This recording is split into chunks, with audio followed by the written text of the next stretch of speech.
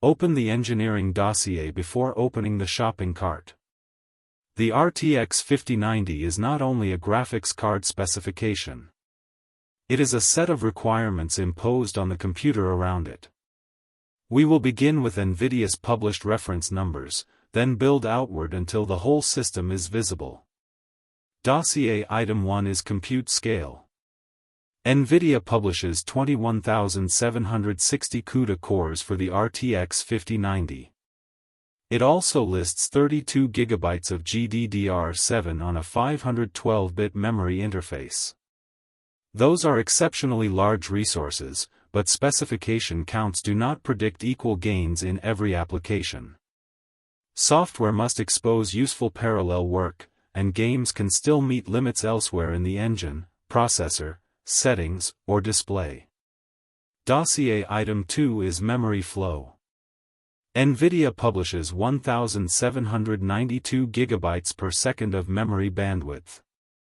The 32 GB capacity can support large working sets in suitable creation, AI, and graphics workloads. Capacity and bandwidth answer different questions: how much can stay nearby, and how quickly it can move.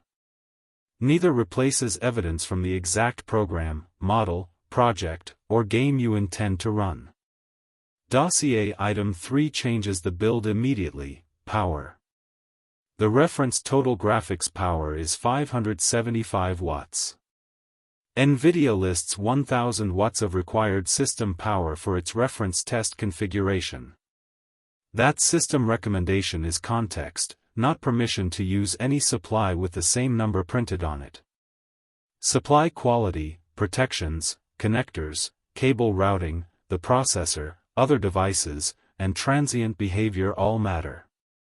Follow the exact card and power supply instructions, use the proper cable arrangement, and fully seat the connector.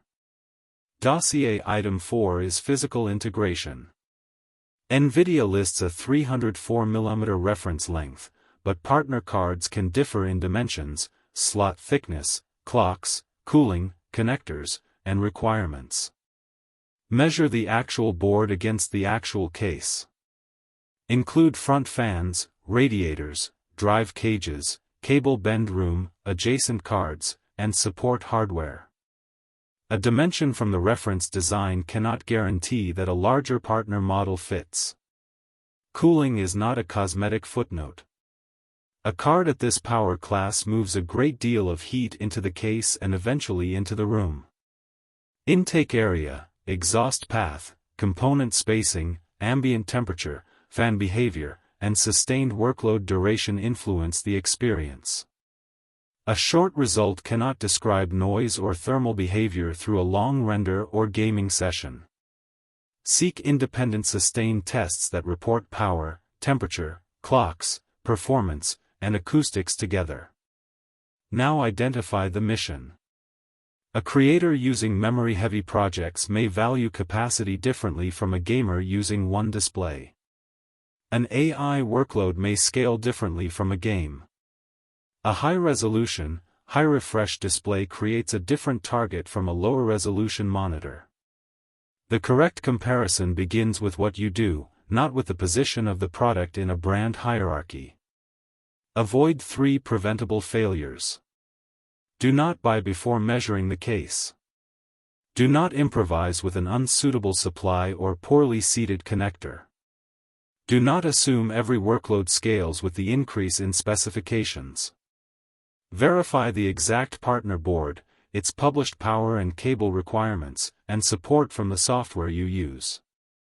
The final cost is larger than the card price when a supply, case, cooling plan, display, or platform also changes. Compare complete builds, not isolated products.